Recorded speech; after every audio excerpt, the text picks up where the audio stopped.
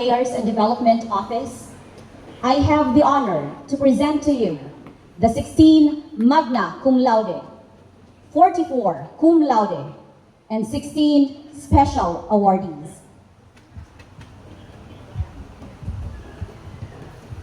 The petition for the conferment of degrees. To formally petition the candidates for graduation, may I respectfully call on Dr. Roberto B. Corsino, Vice President for Academic Affairs and Internationalization.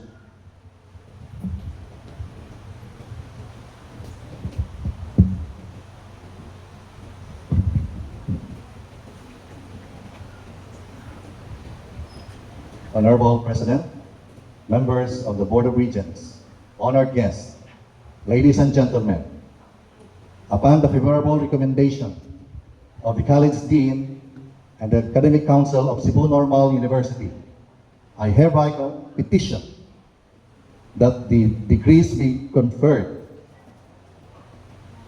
to these candidates who have satisfactorily complied with academic, moral, and institutional requirements set forth by the university. In light of this, and by virtue of the authority vested in you by the Board of Regents, I respectfully request that you now confer the corresponding degrees to these candidates and bestow the academic awards to those who have merited distinction. Resolution. Now, the OIC University and Board Secretary, Dr. Jollibee A. Haral, declares the authority of the President to confer degrees and awards.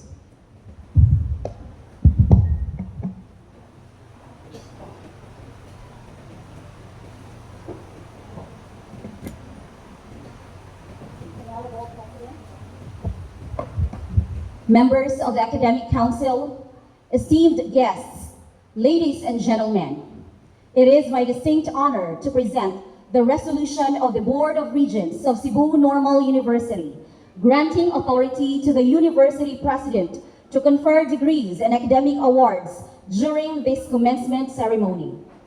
Cebu Normal University Board of Regents Resolution Number 053 Series of 2025. A resolution authorizing the President of Cebu Normal University to confer degrees, certificates of completion, and academic distinctions upon candidates for graduation who have satisfactorily fulfilled the requirements set forth by their respective academic programs, as recommended by the faculty and approved by the Academic Council. This resolution was duly approved during the 115th regular meeting of the Board of Regents held on May 14, 2025 via Zoom.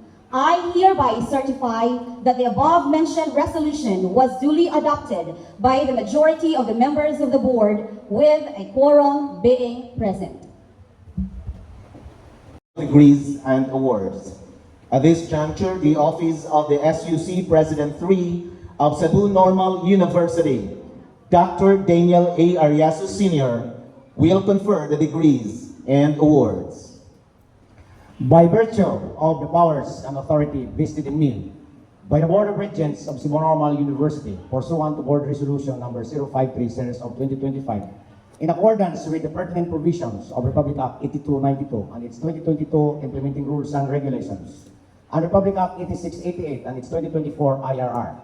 In my capacity as the President, and upon recommendation of the Academic Council of the University, having been satisfactorily completed all the requirements and standards set forth by the Academic Council and approved by the Board of Regents, I do hereby confer your respective degrees and declare graduates with all the duties and obligations appertaining thereto.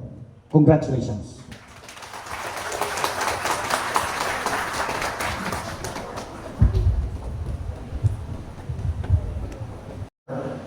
Alan Elnar, our Vice President for Administration, Finance, and External Affairs. Dr. Venus Ortiz, our Vice President for Early Childhood, Special Needs, Internationalization, and Lifelong Learning. Dr. Joseph Tubilan, our Vice President for Research, Publication, Innovation, Commercialization, and Extension. Dr. Aharon, our OIC Board of University Secretary 5, Dr. Cristina Porcino, our Lucius Dean of the College of Computing, Artificial Intelligence and Sciences, Regent Mata, the Student Regent, to the Board of Regents of Cebu Normal University, Dr. Pacanya, our Campus Director of the main campus, of course, Chief Piniralaw, the representative of the Alumni Association of the main campus, faculty members, our work-class faculty members, and employees of the university, students, our proud parents, of course, the honors for today, our dear graduates. Good afternoon, everyone. Dr. Elmer P. Dadius, or Elmer, to his colleagues and friends, earned his Bachelor of Science in Electrical Engineering from the Mindanao State University, Marawi, Philippines, and his Master of Science in Computer Science from Rizal University, Manila. He obtained his PhD for an unprecedented 2 years from the Manufacturing Engineering University, United Kingdom, in the area of robotics and intelligent systems. A multi-awarded educator and scholar, Dr. Elmer was awarded over 20 recognitions and distinctions from various international and national scientific award-giving bodies and professional organizations. Among the awards he garnered include the 2023 National Academy of Science and Technology Academician Award, the 2022 Scholar GPA's Highly Ranked Scholar Lifetime in the Specialties of Environmental Systems and Nanotechnologies, the 2022 Severino and Pasco Lectureship Awardees in the engineering given by the Philippine American Academy of Science and Engineering, or PAASI, the 2019 Top 100 Scientists listed in the Asian Science Magazine, the 2019 Leaders in Innovation Fellowship, or Fellow given by United Kingdom Royal Academy of Engineering, the 2018 Philippine Association for the Advancement of Science and Technology DM Consongi Award for Engineering Research, Lifetime Achievement Award from the National Research Council of the Philippines, or NCRP, the Department of Science and Technology, or DOST, 50 Men and Women of Science and Technology, the Department of Science and Technology, or DOST Scholar Achievers, and the La Salle University Miguel Febres Cordero Research Award. Currently, Elmer serves as editor of the Journal of Advanced Computational Intelligence and Intelligent Informatics, published by the Fuji Technology Press Limited, Tokyo, Japan. He is an editor of Journal of BI, Computer Science and Robotics Technology, published by Entotech Open, London and Croatia. He is an editorial board member of Entotech Open Series Artificial Intelligence for Evolutionary Computational Topic. He is the editor-in-chief of the Journal of Computational Intelligence in Engineering Applications. He published 5 books on fuzzy logic system and a book on culture and automation with Intech Open in London. On top of this, Dr. Elmer has published over 570 Scopus Index technical papers in highly reputable journals and IEEE Explorer. Dr. Elmer joined the LSU in May 1992 and currently holds the rank of Distinguished Professor 3, the highest rank a faculty have in the university. In May 2008, Dr. Elmer was conferred the title of University Fellow, the highest award and recognition given by the LSU to faculty members who exhibit consistent scholarly pursuit through research and publication, effective teaching performance, and exemplary modeling of the Lasallian core values. The invitation to speak in today's graduation. I am thrilled and very honored to address the vigorous President of the Cebu Normal University, Dr. Daniel Asharco, and also to the distinguished faculty and officials of the Cebu Normal University, and to the parents and loving friends of the graduating class who are gathered here today. And of course, most of all, I am excited to congratulate the best of the best, the 2025 graduates of the Cebu Normal University. Today, my dear graduates, marks a milestone in your lives. This is a special day to celebrate your achievement, your passion, dedication, curiosity, and reliance directed you to get the distinguished trophy that you have worked so hard all your lives, your graduation. This is not just a day for you to feel proud of yourself. It is also a day for your family and friends to be proud of you because they have witnessed what you have been through and the sacrifices you have made to help you make this special day come true. Since I am tasked to give a speech in your very special day, allow me to share with you some stories of my life. The truth is, I can imagine myself in your footing today. When I graduated college 43 years ago, Ferdinand Marcos was our president. And today, in your graduation day, our president is still Ferdinand Marcos. But he is junior.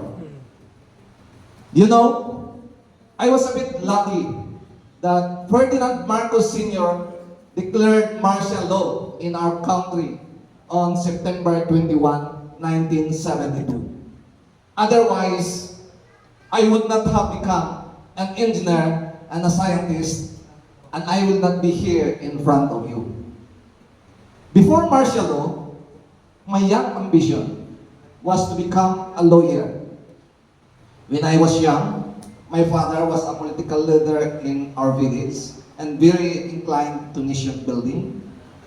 During national elections, he used to bring me to youth campaign rallies.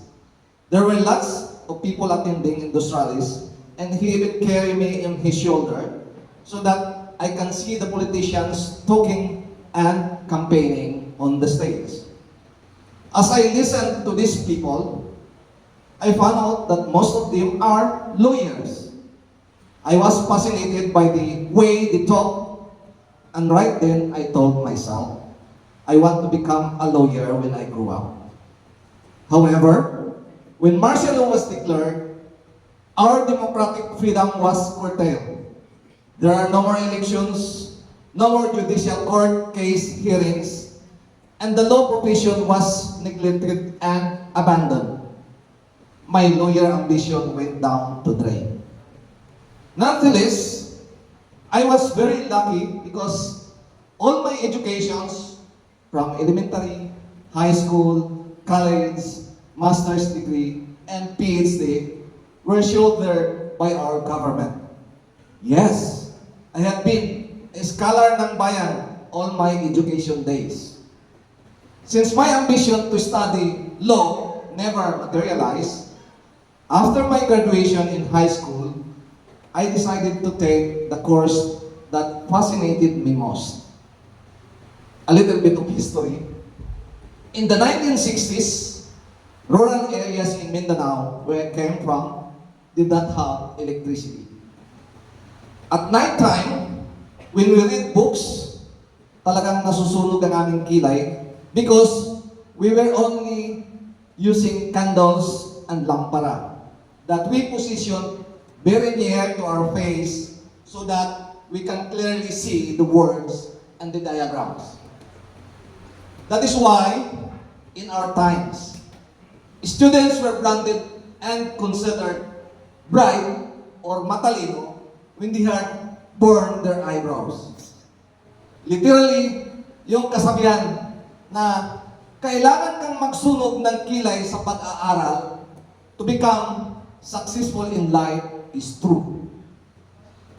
Because we did not have electricity then, I was intrigued and fascinated when I learned from reading a book that a simple bulb can produce so much light at night. At that very young age, I want to know, how can this be? Hence, I decided to take electrical engineering as my course.